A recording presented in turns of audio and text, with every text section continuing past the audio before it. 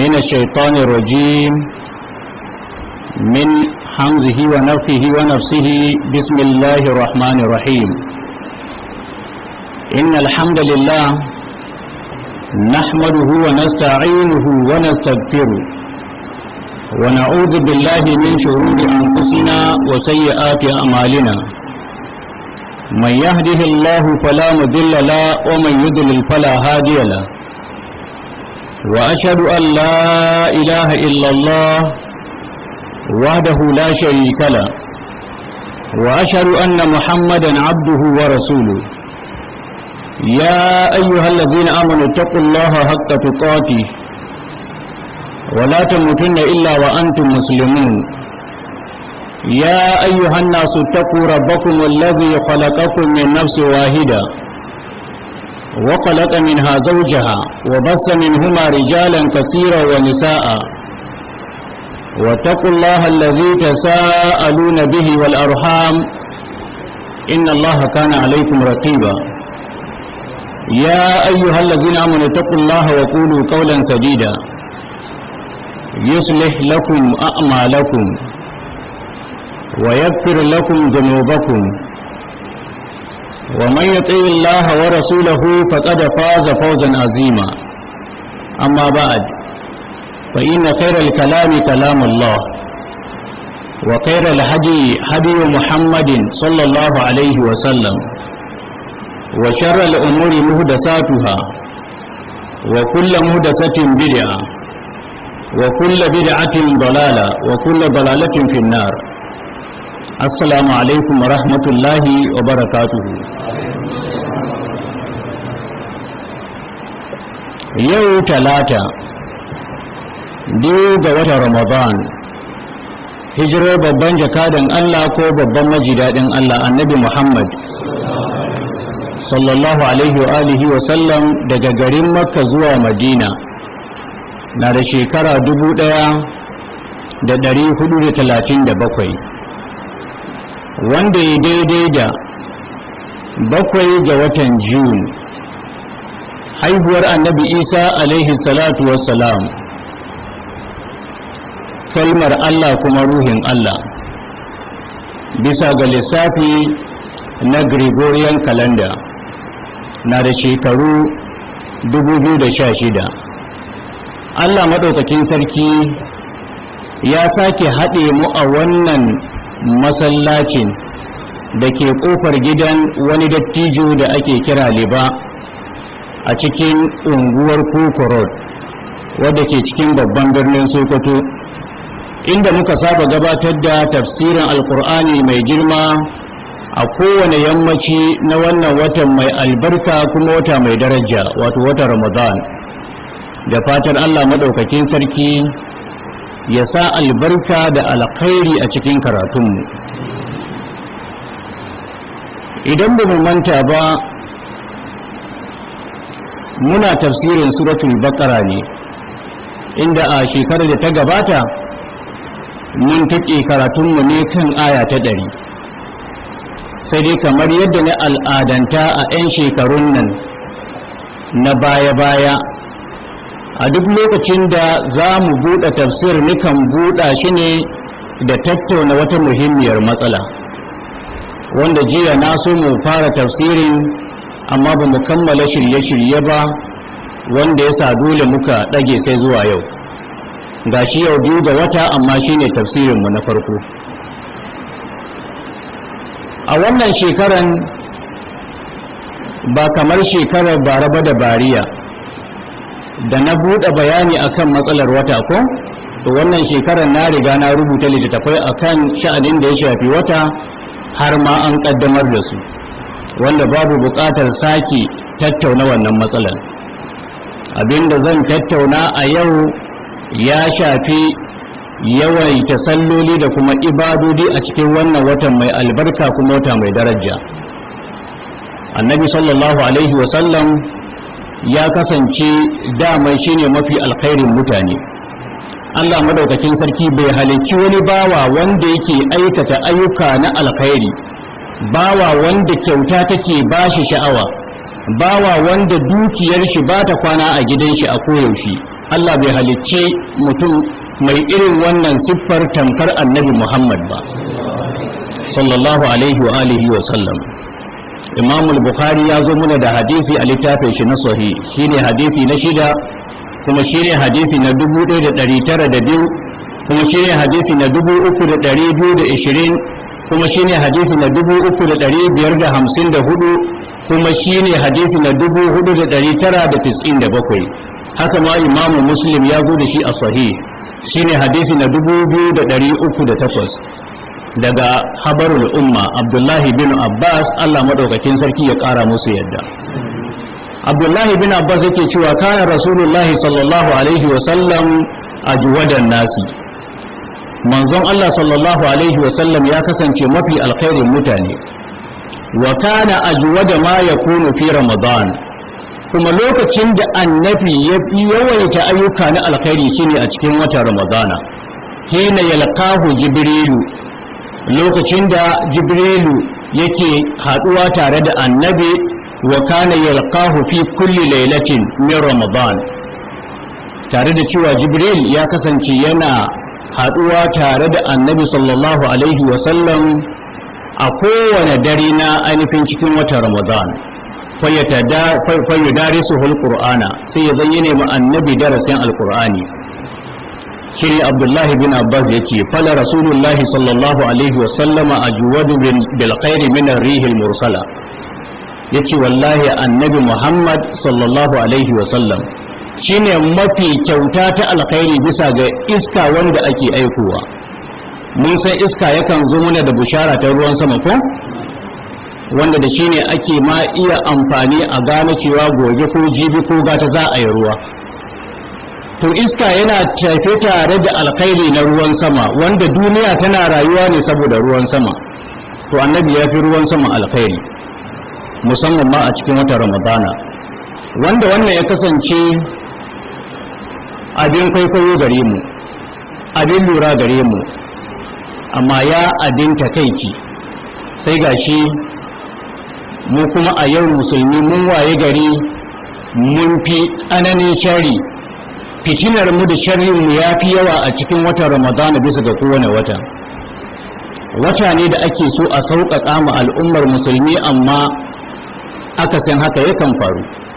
A duk lokacin da aka ce ga Ramadana nan ya gabato, watan alkhairi, watan da aka saukar da alƙur'ani a ciki, watan da yake da wannan yinin na saukar alƙur'ani lailatul qadri, wanda a cikin shi ne fa Allah yake budget.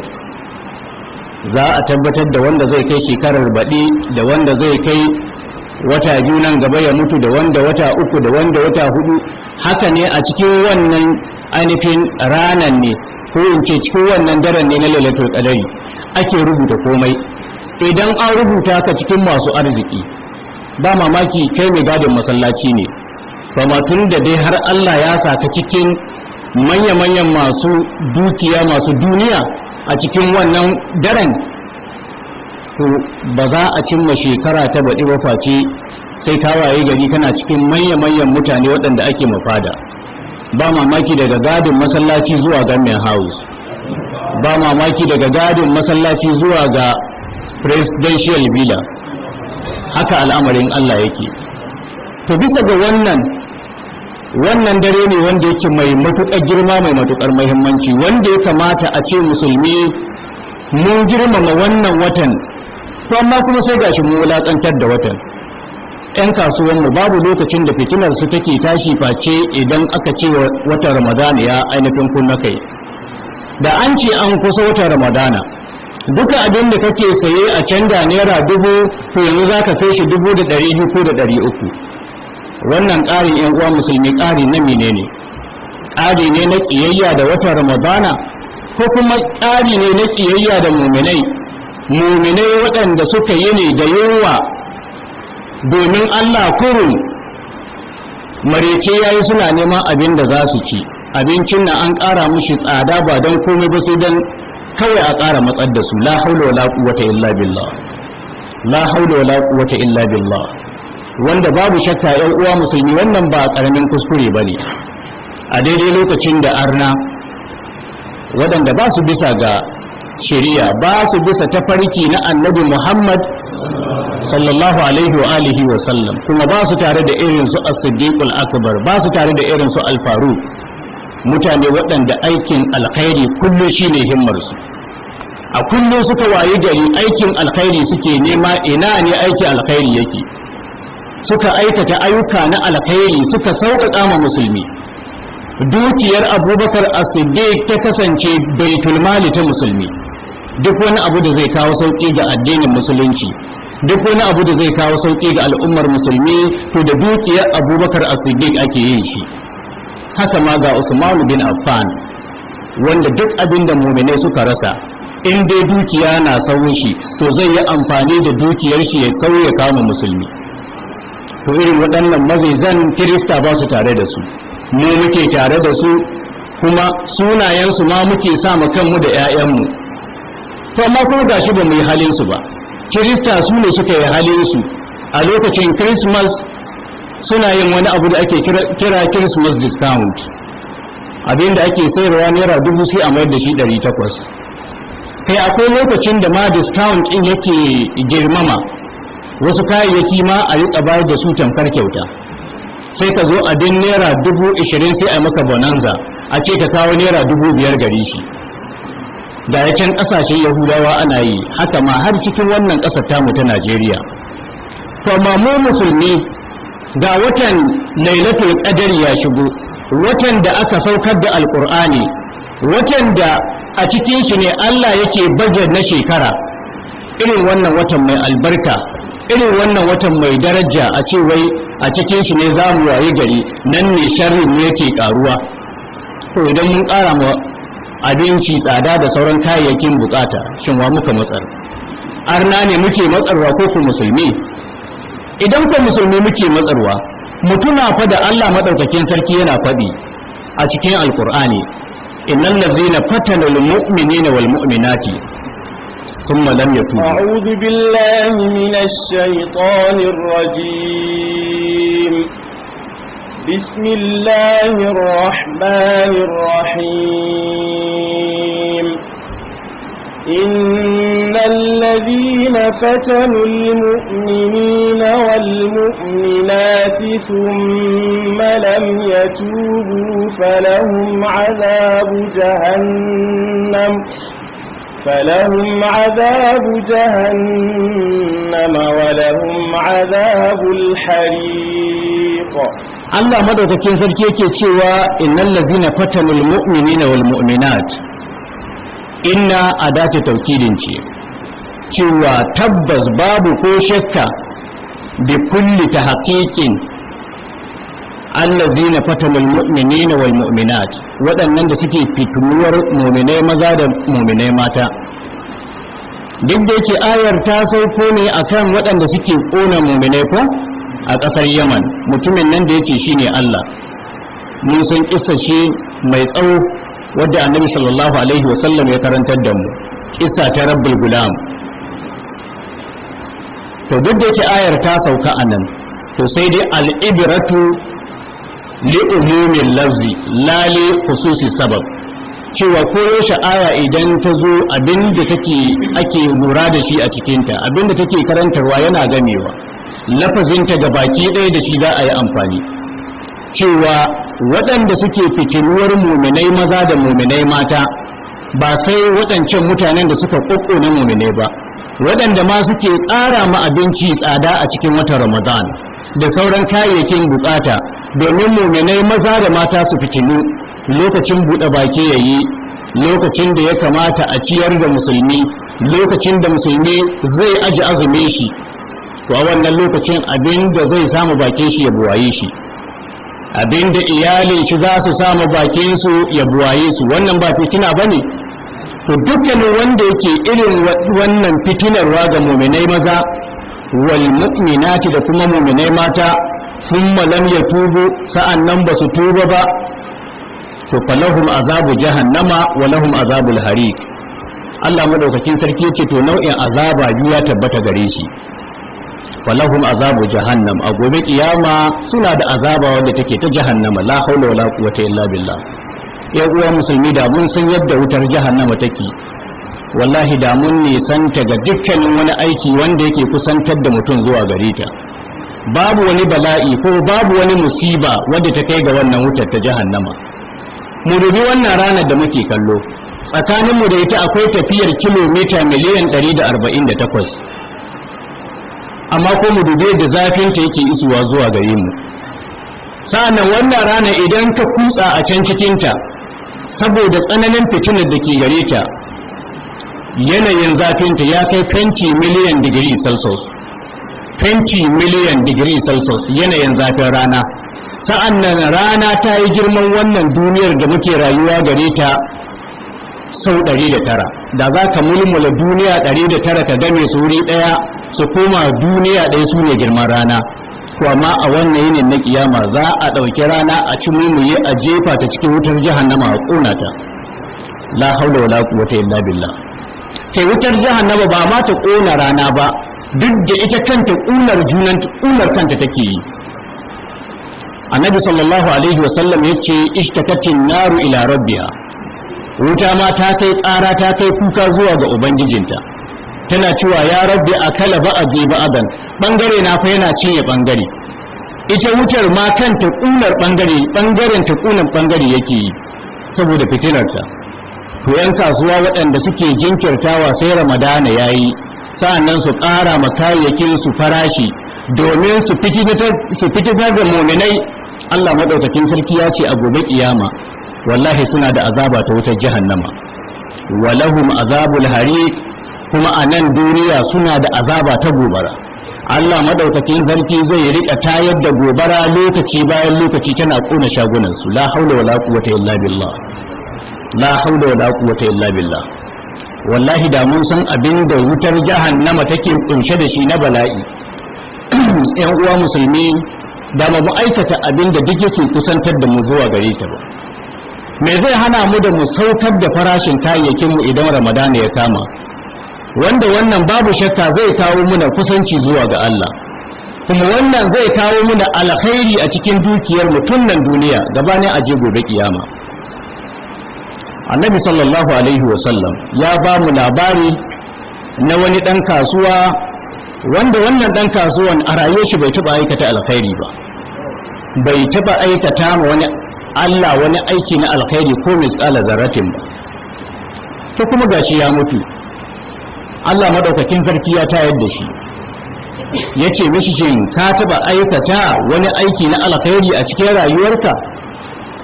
Yake ya Allah ban taba aikata wani aiki na alkhairi a cikin rayuwata ba. Allah madaukakin sarki ya sake tambaye shi, yace ka tuna dai, ba mamaki akwai wani aiki na alkhairi da ka aikata wanda ka manta da shi.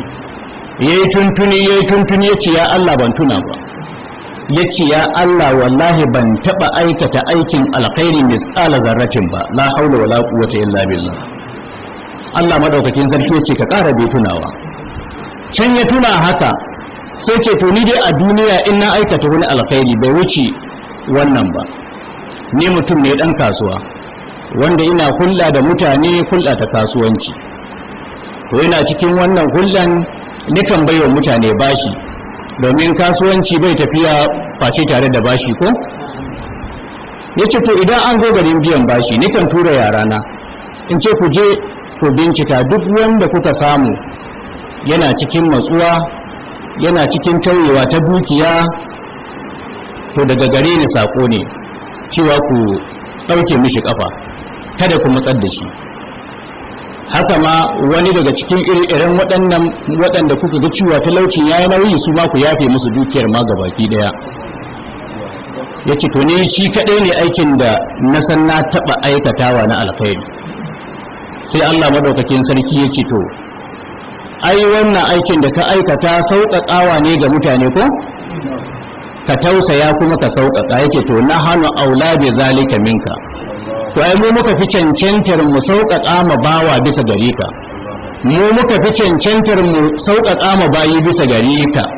Don haka sai Allah madaukakin sarki ya ce ma mala'iku duka ayyukan shi da ya aikata mummuna ku gane su a sheƙe su zama gari, na gafarta mishi, ku je ku kai shi gidan aljanna. La haula wala quwwata illa billah. wannan hadisi yana cikin asahhu kutubil musannafa wato littafin sahihul bukhari shine hadisi na 2077, sahihu muslim hadisi na 1560, sunanu ibn majah hadisi na 2420, al-musnad na imamu ahmad imamu ahli sunna wal jama'a hadisi na 7569 da hadisi na 16616, hadisi ne ingantacce babu ko shakka, annabi ya karantar da mu haka. To mu dubi yadda sauƙaƙa ma al'umma yake jawo ma mutum rahamar Allah. Abu Qatada al-Ansari ɗaya ne daga cikin sahabban annabi sallallahu alaihi wa alihi wa sallam. Yace wata rana na kasance ina biyar wani mutum bashi. Mutumin nan a duk inda ya ji an ce na kama hanya kaza sai ya sulale ya ɓoye. Haka yake ta tsulle-tsulle yana ɓoye-ɓoye yana laɓe-laɓe. A haka a hankali dai aka ɗauki lokaci. Yace wata rana sai na zo ƙofar gidan shi. Sai ga wani ɗan ƙaramin yaro ya fito. Sai ya ce kai yaro babanka na ciki? Ya ce yana nan ciki yana cin abinci. Kun san halin yaro, shi bai san abin da ake nema ga uban nashi ba. Don haka ya ce baba fa na can cikin gida na cin abinci. Ya ce to shi kenan. Sai ya daɗa zuruwa bakin ƙofa ya yi sallama. Ya ce assalamu alaika, amincin Allah ya tabbata gare ka. Ya ce ka fito domin ko an bani labari na san kana cikin gidan nan ka daina min ɓoye-ɓoye. To da ya ji haka ya tabbatar da ya san yana ciki sai ya fito. Abu Qatada ya ce na daga kai na dube shi haka na ce mishi ma yi buka an ni shin menene yake ɓoyar da kai game da ni, ba ka tsayawa a duk lokacin da ka ji na kamo hanya sai ka gudu. faƙala inni mu'sirun, yace wallahi ni talaka ne, ina cikin kuncin rayuwa, laysa indi shay'un, wallahi babu komai gare ni, talauci ne, duniya ta yi mini ɗarmin minti, ta tsuke sama sa'annan ta tsuke ƙasa, babu inda nake samu in wala. faƙala Allahu innaka mu'sirun, Abu Qatada yace ina gama ka da Allah ka faɗa mini gaskiya, ina gama ka da Allah ka faɗa mini gaskiya, shin kai talaka ne wanda ke cikin kuncin rayuwa? Yace wallahi ni talaka ne, ina cikin kuncin rayuwa, da ina da abin da zan biya ka da na biya ka wallahi. Abu Qatada na jin haka sai ya fashe da kuka. Ya dube shi ce ko me yake saka kuka? Yace wallahi babu abin da ke sa ni kuka face hadisin da niji daga Annabi sallallahu alaihi wa sallam. Annabi sallallahu alaihi wa sallam ya ce man nafasa an garibihi, wanda duk ya ɗauke ƙafa ya sassauta ga wanda yake bi bashi an garimihi au maha anhu, ko kuma ya shafe mishi wannan bashi yace na yafi ba, to kana fi zillil arshi yawmal qiyama, to zai kasance a ƙarƙashin inuwa al'arshi a gobe kiyama. Imamu Muslim ya zo da shi a littafin shi na sahih hadisi na 1563. Wanda duk ya bi wani bashi ya ɗauke mai ƙafa kuma ya yafe mishi wannan bashin, to yinin kiyama akwai tsayuwar da za a yi inda za a kawo rana gwargwadon ainihin mil ɗaya da kawunan mutane. Kanun mutane fa suna ta farfasa saboda zafin wannan ranar, kuma rana ce wadda ba a mutuwa. Ana cikin haka zufa fa zai riƙa zuba daga jikin mutane ya jiƙe ƙasa, har ƙasa ta kasance kamar an yi ruwan sama saboda yawan zufa. Zufan zai riƙa ƙaruwa har sai ya kasance mutane suna tsaye cikin ruwan zufa. Wani zufan zai kawo mishi ga gwiwa, wani kuma zai kawo mishi ga cibi, wani zufan zai kawo mishi ga gaba, kai wani ma zufan zai raba bakin shi biyu ya mishi linzami. Mutum yana tsaye cikin zufa, duka jikin shi cikin zufa, kuma ka dubi wannan zufan fa zufa ne na zafi wanda aka tafasa da rana, wadda internal temperature nata is 20 million degree Celsius. Sai mu dubi wannan yan uwa musulmi, ko karfe idan yan fita da wuraren Celsius na riyi, to ma jikin zai zarci 20 million degree Celsius saboda zafin rana, ga rana tana kusa da kawunan mutane. To to a daidai wannan lokacin Allah zai tara waɗanda suke sauƙaƙa ma musulmi, wanda duk da bashi yake bin musulmi, idan ya ga musulmi cikin matsuwa to zai ɗauke mishi ƙafa kuma ya yafe mishi. To Allah zai jaye shi, su kan ba za su shiga cikin wannan ranar ba, za su koma ƙarƙashin inuwar al'arshi wadda ta fi inuwar komai daɗi, ba su san ma ana yi ba wallahi. don shi ne annabi sallallahu alaihi wasallam yake irhamu man fil ardi, ku tausaya ma waɗanda suke bisa doron ƙasa, ku raga musu, yarhamukum man fis sama, shi kuma Allah sai ya raga muku. Idan kun raga ma waɗanda suke a doron ƙasa, to shi kuma Allah madaukakin sarki zai muku rangwame, zai tausaya muku a gobe kiyama. A wani gurin ma annabi sallallahu alaihi wasallam yake ƙara karantar da mu muhimmancin sauƙaƙa ma musulmi da rashin tsananta musu. Yace duk wanda ya suturta wani musulmi ko kuma ya kuranye mishi wani ciwo ko ya kuranye mishi wani bakin ciki, to babu shakka Allah madaukakin sarki zai kuranye mishi bakin ciki da dukkan ciki a gobe kiyama. La haula wala quwwata illa billah. Shin daga cikin mu akwai wanda ke son Allah ya bar shi cikin bakin ciki a gobe kiyama? Idan ko baka son Allah ya barka cikin bakin ciki a gobe kiyama, to ka rika sassauta ma musulmi. Annabi ya ce man satara ala muslimin auratan, wanda duk ya suturce mu musulmi al'aurar shi, to Allah madaukakin sarki zai suturta mishi al'aura fi duniya wal akhirah, a duniya da lahira.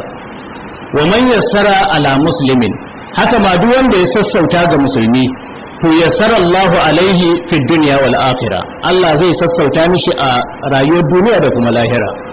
Wallahu fi auni al-abdi ma kana al-abdu fi auni akhihi. Allah yana cikin taimakon bawa, matsawar bawa ya kasance cikin taimakon dan uwan shi. La haula wala quwwata illa billah. Sa'annan wasu suna ganin cewa ka rika tsada da abinci, musulmi na wahala a cikin watan Ramadan, kana yin fito na fito da Allah shine hanya ta samun riba a cikin dukiya. Wallahi wannan ba hanya ce ta riba ba, domin Allah madaukakin sarki zai kyale ka, kaga dukiya tana ta karuwa, wa kake tara ma dukiyar? Kaga kana tara dukiyar ne domin 'ya'yanka ko? To daga ƙarshe sai Allah madaukakin sarki ya baka wani hatsabibin da wanda zai hana maka jin dadin duniya, wanda daga ƙarshe zai kasancewa sababiyar mutuwarka. Da yawa mukan ji an ce ɗaya kashe uba ko ɗaya kashe uwa, wanda wasu lokutan wannan yana da munasaba da aikata irin waɗannan ayyukan waɗanda suke gadar da mummunan ƙarshe. Sai dan ya kashe ka da kai da shi gobe kiyama ku tashi a cikin wutar jahannama kuna la'antar juna, kuna la'anceceniya. Allah madaukakin sarki ya tsare mu. Annabi sallallahu alaihi wa sallam, kamar yadda hadisi ya tabbatu a littafin Hilyatul Awliya na Abu Nu'aym al-Asfahani, hadisi na 10550, yana cikin Sahihul Jami, hadisi na 2164, hadisi ne hasan. Annabi sallallahu alaihi wa sallam ya ce inna lillahi qauman, lalle Allah yana da wata al'umma, yahtasuhum bin ni'am, waɗanda yana keɓe su da ni'ima. Sai ka ga ɗan aiki ƙalilan idan sun yi sai dukiya ta kama ta taruwa. Duk abin da suka sa hannu a cikin shi sai su samu dukiya, duk abin da suka sa hannunsu ciki sai su samu dukiya. To Allah ya ba su wannan dukiyar ne ba don su tara su ji daɗi su yi ta matsar da musulmi ba, a lima na fi ibad. Allah ya ba su dukiyar ne domin ta amfani bayi. To dukiyar da ake amfani da ita a ɓoye abinci ko a ƙara mishi tsada domin musulmi su wahala a cikin watan Ramadana, anya wannan dukiyar ana nufin amfanar bayin Allah da ita? Kun ga wannan ba ƙaramin shari ba ne. To shine annabi ya ce wa yuqiruha fihim ma bazaluha, Allah madaukakin sarki zai tabbatar da dukiyar ga hannunsu, sai ta samun riba ma dama suka shimfiɗa dukiyar wajen amfanar musulmi. Ne kasancewar riwayar mawqufiya. Annabi ya ce sallallahu alaihi wa sallam, idan za ku yi sallan dare to ku miƙe ku sallaci wasu raka'o'i biyu hafifataini, waɗanda suke ba masu tsayi ba, gajejjeru haka, sannan idan kuka sallace su daga ƙarshe sai ku miƙe ku yi sallolinku na ainihin tarawihi, wato sallolinku na dare.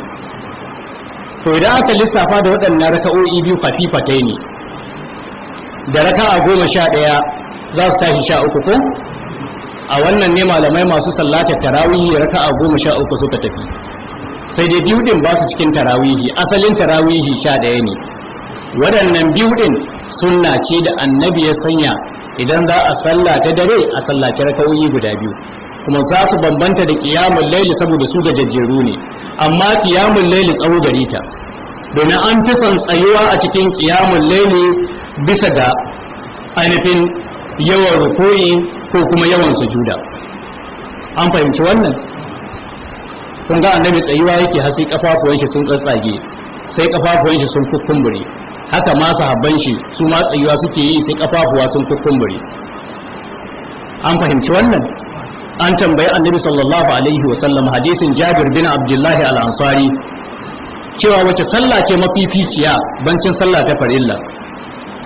Annabi ya ce abdullu salati tulul qunut, mafificiyar sallah ita ce wadda aka tsawaita tsayi a cikinta. Don haka an fi son mutum ya tsawaita tsayi a cikin sallah, ko da ko bai da wasu surori da yawa da ya iya, yana iya yayi ta maimaita aya daya, yayi ta maimaita aya daya ba laifi. Domin ku Abu Zarrin al-Ghifari ya ba mu labari yace qama Rasulullah sallallahu alaihi wa sallam bi ayatin yuraddiduha, annabi ya miƙe da aya daya wani dare yayi qiyamul layli da ita, maimaita ta kurum yake ta yi, yana ta kuka yana maimaita ta.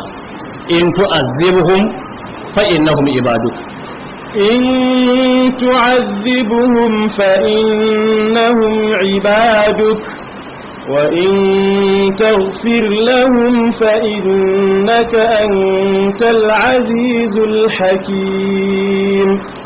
Allah madaukakin sarki a cikin wannan ayar ya karantar da cewa ainihin annabi Ibrahim alaihi salam, annabi Isa alaihi salatu wassalam zai ce ma Allah madaukakin sarki in tu'azzirhum fa innahum ibaduka, idan ka musu azaba ai su bayan ka ne ya Allah, wa in tagfir lahum in ma ka gafarta musu fa innaka antal azizul hakim, lalle kai mabuwayi ne kuma wanda yake mai ilimi. Wannan hadisin Imam Nasa'i ya zo da shi a Sunanul Mujtaba hadisi na 1010, haka ma Ibn Majah hadisi na 1350, Imam Ahlus Sunna wal Jama'a a Al-Musnad hadisi na 20984. Haka ma aka samu sahabban annabi irin su Tamim bin Aus ad-Dari, wanda shi ma akwai aya alqur'ani da ya ta maimaitawa har gari ya waye da ita ya sallah ko. Don haka wanda bai da hadda ba sai ya rika qur'ani ba, ya ta maimaita aya guda ya halatta.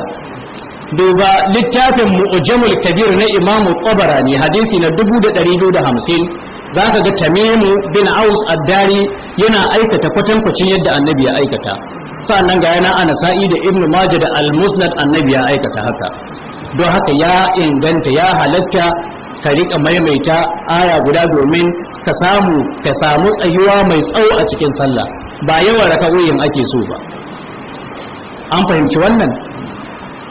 Daga ƙarshe hadisin da zan zo da shi shine hadisin nan da ya nuna cewa annabi sallallahu alaihi wasallam bai taɓa wuce raka'a 11 ba a cikin qiyamul layli, da kuma sallar shi ta tarawihi bai taɓa wuce raka'a 11 ba. In ma za ka ce ya wuce 11 to sai in ka lissafa da raka'atal fajiri, raka'o'in nan biyu na alifin abin nan huduwa alfijiri, ko kuma raka'o'in nan biyu da yake yi in zai fara nafilar dare, waɗanda ba a lissafa su a cikin nafilar ta dare. To annabi bai taɓa wuce raka'a 11 ba. Wannan hadisi Imam Bukhari ya zo da shi a littafin shi na Sahih, shine hadisi na 1147, da hadisi na 2013, da hadisi na 3569. Ya zo ne hadisin makarantar Imam Malik, daga almajirai Imam Malik Abdullahi ibn Yusuf da kuma Abdullahi ibn Maslama bin Qa'anabi al-Qa'anabi da Isma'il. Haka ma Imam Muslim ya zo da shi a littafin shi na Sahih, hadisi mai lamba 738. imamu abu dawud ya zo da shi daga abdullahi bin maslama bin qanabi al-qanabi daga imamu malik hadisi na 341.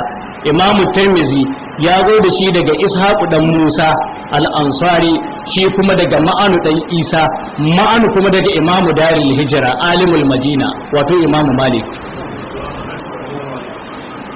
imamu malik ya karɓo hadisin daga sa'id bin abi sa'id al-maqburi, shi kuma ya karɓo daga abu salama dan abdurrahman dan auf, wanda baban shi yana cikin al-ashara al-mubashshiruna bil janna. yace annahu sa'ala aishata radiyallahu anha, ya tambayi ummul mu'minin aisha Allah ya ƙara mata yadda, kaifa kana salatu rasulillahi sallallahu alaihi wa sallama fi ramadan, yace ya sallar annabi sallallahu alaihi wa sallam ta kasance a cikin watan ramadan. fa qala sai aisha tace ma kana rasulullahi sallallahu alaihi wa sallama yazidu fi ramadan wala fi ghairihi ala 11 raka'a. tace manzon Allah sallallahu alaihi wa sallam bai zamo yana ƙarawa a cikin watan ramadana ko wani wata wanda ba na ramadana ba ga raka'o'i 11 a cikin sallar dare. yusalli 4, farko yana sallata raka'a 4. fala tas'al a ainihin ruwaya ta 3569 a sahihul bukhari, wala tasal a ruwaya ta 1147 a sahihul bukhari da ta 2013. wala tasal an tulihinna wa husnihinna ko an husnihinna wa tulihinna, kada ka yi tambaya game da tsawon waɗannan raka'o'in da kuma kyawunsu, sun kai gaya da tsawo da kyawu. sun mai salli 4 sa'an nan ya sake mai da wasu raka'a 4, 8 kenan ko? tace su ma kada ka yi tambaya game da kyansu da kuma tsawonsu. sun mai salli 3 sa'an nan ya sallaci raka'a 3. annabi yakan jaya bakara da ali imran ma da nasa'i ko a cikin raka'a 1. abdullahi dan mas'ud duzarun ta kashi a wurin sallah. wata rana da ya jona annabi a cikin sallah yace wallahi sai da ni nuhi in aikata mugun aiki, don da na gaji na so in zamana. kun garka a 11 kenan ko? to waɗannan su kaɗai suka inganta ga annabi, kuma su aka tsayar a lokacin sayyidina Umar da aka sake jaddada sunna ta salatu tarawih fil jama'a. yana cikin muwatta malik hadisi na 248. akwai hadisan da suka zo da aka sayan haka, suka zo da raka'a 19, raka'a 23, raka'a 23, raka'a 20, har raka'a 39 har 40 da wani abu. to babu gaskiya babu abin da ya inganta daga gare su, sai dai kuma manyan malamai da dama sun yi tafiya a kansu. da haka idan ka ga mutum na sallatar su, to kada ka aibanta shi, kada ka zage shi, kada ka kyamace shi, kada ka yi gudun shi. an fahimci wannan? yana da malamai waɗanda suke ainihin magabata gare shi ga wannan aikin, duk da yake tsayuwa ga abin da annabi sallallahu alaihi wasallam ya tsayu akan shi shine wajibi. Allah madaukakin sarki ya taimake mu. insha Allah ta'ala zuwa gobe za mu ci gaba da tafsirin mu daidai inda muka tsaya a bara. ina fatar Allah madaukakin sarki ya sa albarka da alkhairi a cikin karatunmu. Allah madaukakin sarki ya sa mu kasance cikin waɗanda suke samun rahama a cikin wannan watan mai albarka. na roƙo Allah madaukakin sarki ya sa mu cikin waɗanda ke samun arziki na duniya da lahira sakamakon azumin wannan watan.